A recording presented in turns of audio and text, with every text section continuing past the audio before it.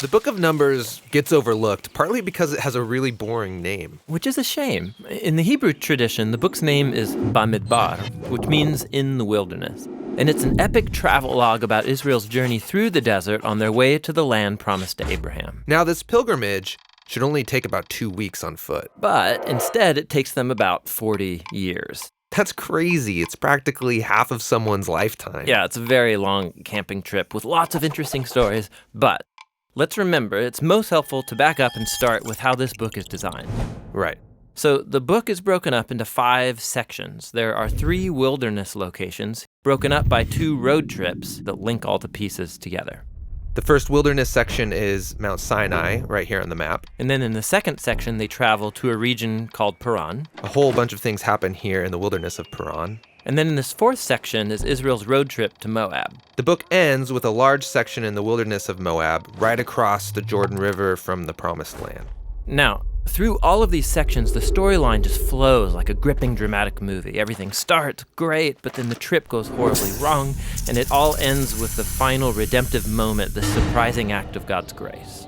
So let's jump into this story. It all begins at the wilderness at Mount Sinai, and we've become really familiar with this mountain. Yeah, if you remember, Israel came here after Egypt, and they formed a covenant with God here, got the 10 Commandments here, built the tabernacle here, and they've been at this mountain for 1 full year. And now they take a census to number the people as they prepare to leave. Right, and they're given these instructions for how to organize all those people in the camp.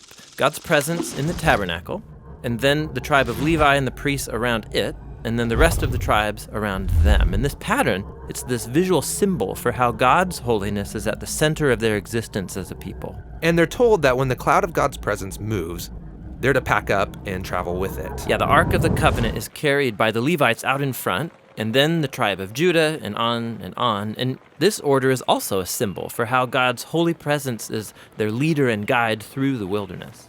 We begin the second section of the book with enthusiasm as they leave Mount Sinai and travel up to Paran. God's with them, everything's organized. This is going to be great. But it's not great. After just 3 days on the road, the people are complaining about their hunger and thirst, and then even Moses' brother and sister start bad-mouthing him in front of all the people. Not a great start.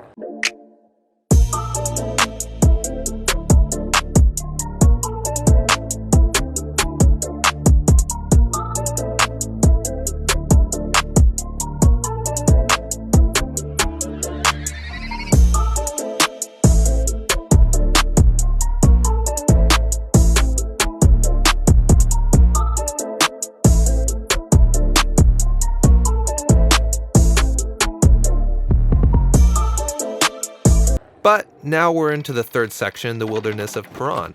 This is where they send the 12 spies to scout out the Promised Land.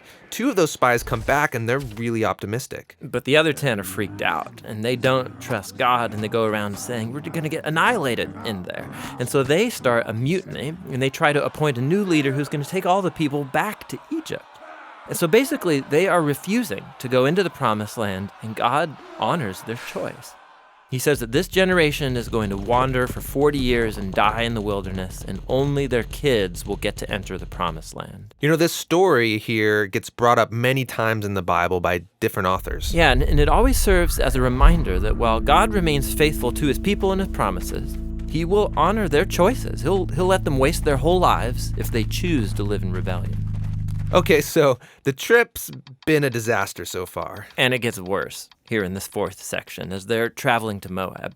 Even Moses has a moment of rebellion and is disqualified from entering the Promised Land. Then there's another rebellion among the people that results in this snake attack. And what makes all these rebellions even worse is that every step of the way, God has been providing. He's been offering forgiveness. He's been giving them food and water and this crazy stuff called manna. Yeah, what is that stuff? Yeah, no idea. But in spite of all this, they keep complaining, and they say that they wish they had died in slavery in Egypt. If I was God, I would just give up on these guys. You would think. But that's what makes this story in the final section so surprising. Israel has just arrived in Moab, and the king of Moab, he's freaked out that this huge group of people is traveling through his land. So he hires this pagan sorcerer named Balaam to pronounce curses on them. This guy means business. Yeah, and so Balaam, he says, okay, I'm going to pray to the Hebrew God, and let's see what happens. And 3 different times he attempts to curse them, but each time he finds that he can utter only blessing. Most surprising is the last blessing, where he prophesies that out of Israel will rise a victorious king. And this king is somehow going to be connected to God's promise to Abraham to bless all nations through this family. So here's Israel rebelling down in the camp, totally unaware that up in the hills, God is protecting and even blessing them. The book ends here in Moab. Israel's getting ready to go into the promised land. They count up everyone again, just like at the beginning. They're leaving the old generation behind, including Moses. But before they leave Moses, he gives them his last words of warning and wisdom. And that speech is what the next book, Deuteronomy, is all about.